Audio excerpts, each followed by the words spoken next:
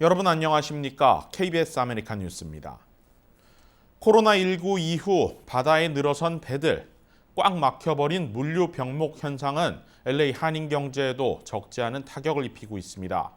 컨테이너 선정료도 치솟았고 배송 기간 역시 터무니없이 늘어나 버리면서 도매에서 소매로 연결이 잘 안 되는 지금 상황은 결국 경제가 원활하게 돌아가지 못하게 되고 소비가 막히는 결과로 이어지고 있습니다. 중국발 물류 대란에 어려움을 겪는 한인 기업들의 현 주소 이우수 기자가 취재했습니다. LA 다운타운에 자리한 대형 가구업체.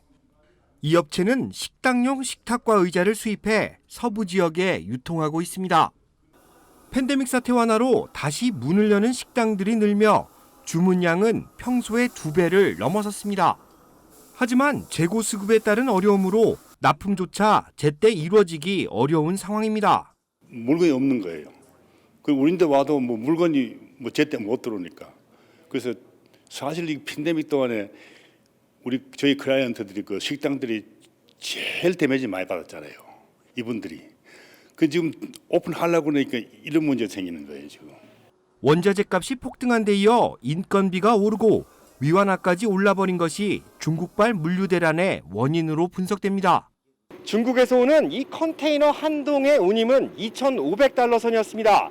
팬데믹 이후 물류 대란의 여파로 지금은 기존 가격의 최소 4배 이상을 지불해야 합니다. 중국발 컨테이너 한 동의 운임 시세는 최근 13,000달러 선을 넘나들고 있습니다. 빠른 배송을 위해 컨테이너 입찰이 붙는 경우 최대 2만 달러까지 오르는 경우도 있습니다. 물건값이 저렴하고 부피가 큰 물건일수록 수입이 손해로 이어질 수밖에 없는 구조입니다. 한 컨테이너 수입에 물건값이 한 10,000불 좌우가 되는 것도 있는 거예요. 그러면 그걸 15,000불, 10,000불 준다고 생각해봐요. 그러면 이게 그런 물건 우리 지금은 못 가져오죠. 배송 기간이 터무니없이 늘어나는 것도 문제입니다. 이 컨테이너 한 동에는 팔레트 20개 정도가 한 번에 들어갑니다. 중국에서 미국으로 배송 오는 데까지 통관 시간을 포함하면 약 2달 정도가 소요됩니다.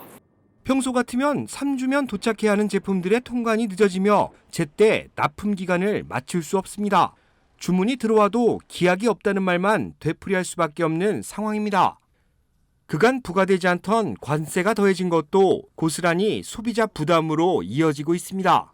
작년 초부터 이게 15% 정도 생겼으니까 지금 소비자의 입장에서는 이제 그 물가차가 많이 실감하게 되죠. 지금. 팬데믹 사태 여파로 물류비가 기존 대비 300% 가까이 치솟은 상황. 소비자 물가는 당분간 가파른 상승 곡선을 그릴 수밖에 없을 것으로 보입니다. KBS 뉴스 이우수입니다.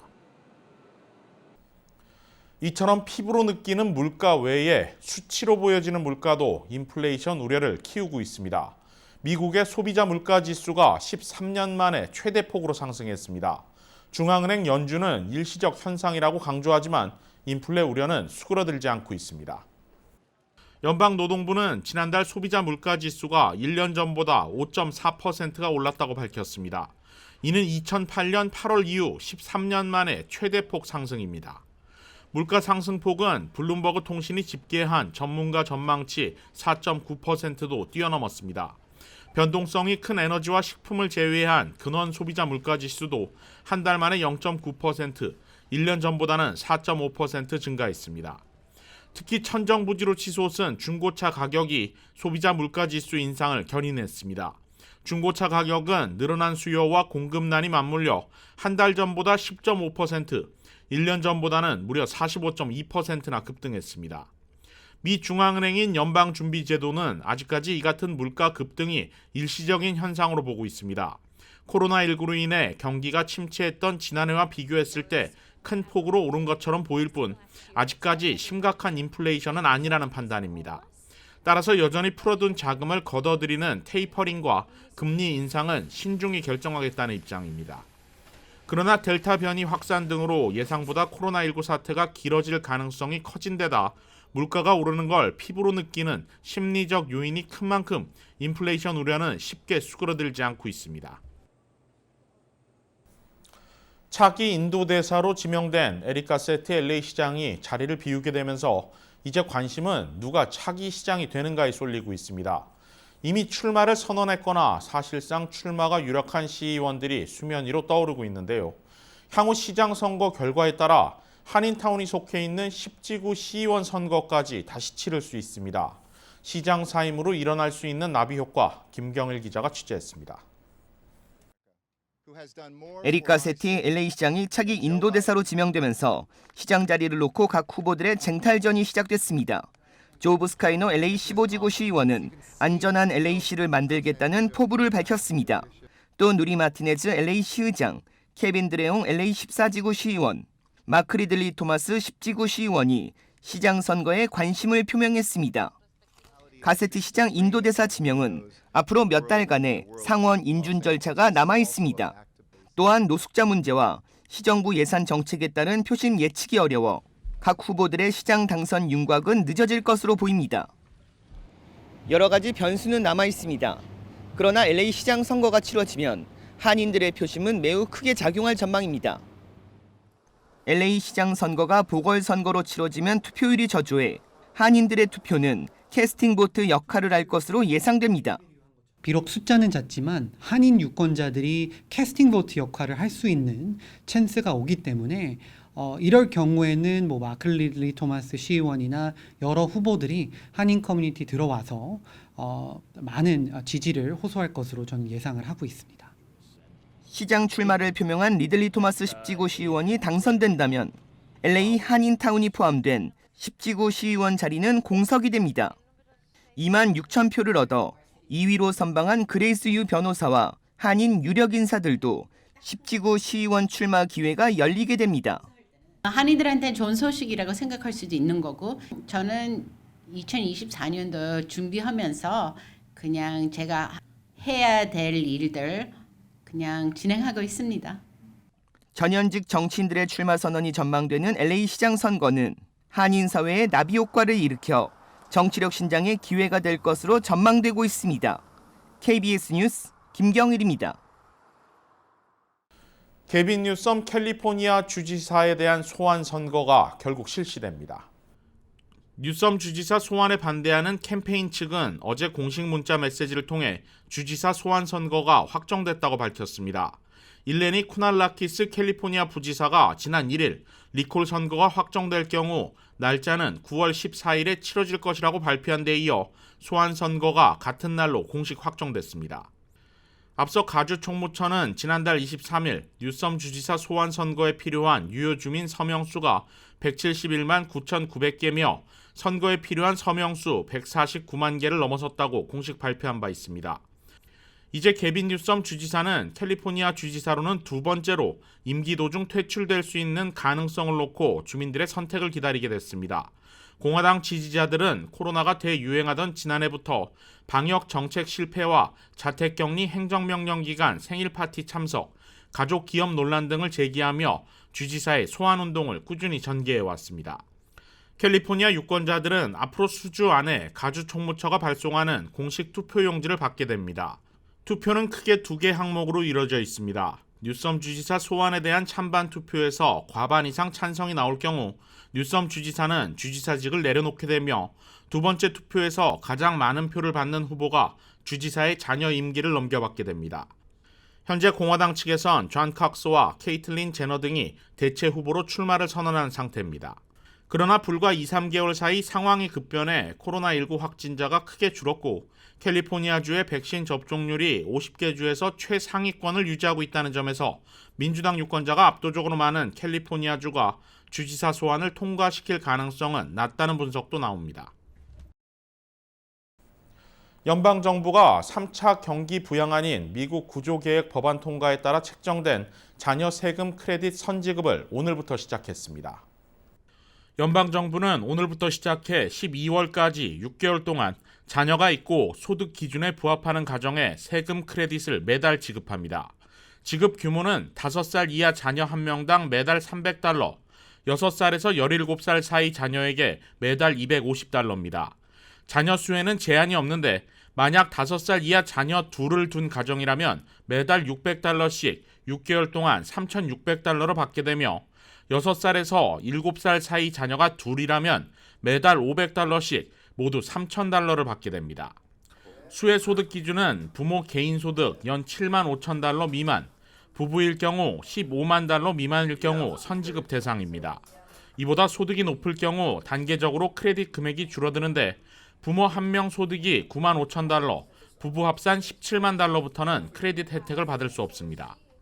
6개월 동안 지급되는 자녀 세금 크레딧은 1년을 기준으로 한 전체 크레딧 금액의 절반입니다. 남은 절반은 내년 2021 회계연도 세금 보고 시 청구해서 받게 되는데 만약 납부할 세금이 있다면 크레딧에서 차감됩니다. 이번에 지급되는 자녀 세금 크레딧은 일회성으로 금액이 확대된 것입니다. 그러나 현재 워싱턴 정계에서는 보편적 기본소득 확대에 대한 논의가 진행 중이어서 향후 연장되거나 영구화될 가능성도 남아 있습니다. 압력솥의 원리와 같은 열돔 현상으로 인해 미 서부 지역이 들끓고 있죠. 기록적인 폭염으로 인해 서부 지역은 거대한 불길에 휩싸이고 있습니다. 박시몬 기자가 보도합니다. 산불로 인해 전소된 건물은 벽돌만 남았습니다. 전신주마저 불에 타 지역의 전기 공급이 마비됐습니다. 올해 캘리포니아에서 가장 큰 산불인 백워스 컴플렉스입니다. 세크라멘토에서 240마일 북쪽에 자리한 백워스 컴플렉스에서 일어난 산불은 현재 93,000에이커를 태웠으며 46% 진화된 상태입니다. 현재 인근 지역에는 대피령이 내려진 상태며 다행히 진화율은 조금씩 올라가고 있습니다. 소방당국은 이번 산불 시즌에 특히 더 대비하는 분위기입니다.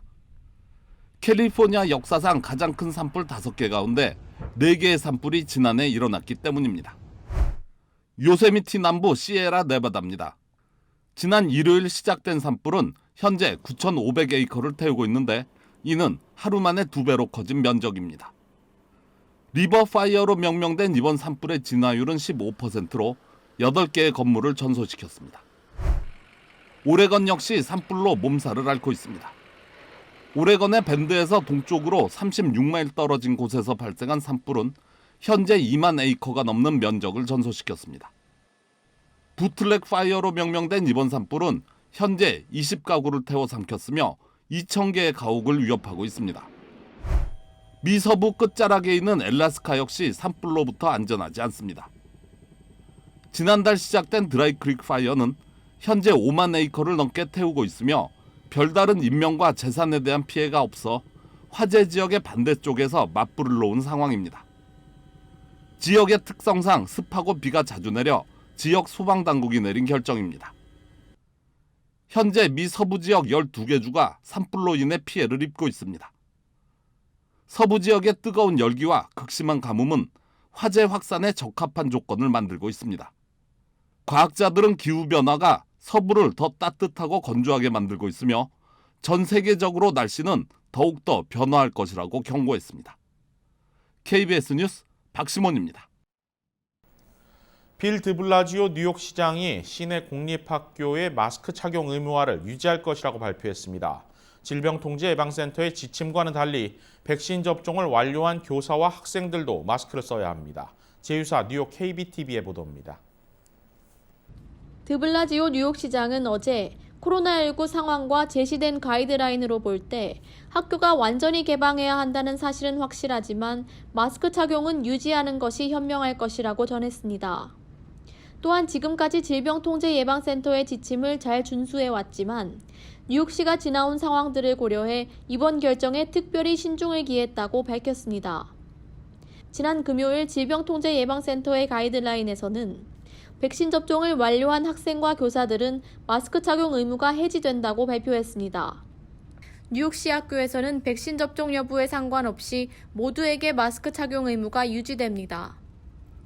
데이브 촉스키 뉴욕시 보건부 위원장은 이번 질병예방통제센터의 가이드라인을 검토 중이라며 시 교육당국과 논의 후 학부모와 학생을 대상으로 새 지침을 발표할 예정이라고 전했습니다.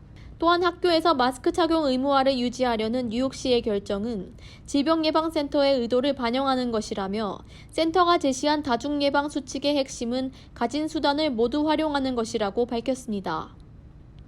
KBTV 뉴스 김현지입니다. KBS 아메리칸 뉴스는 시청자들의 의견을 소중히 생각합니다. KBS 아메리칸 뉴스 마칩니다. 고맙습니다.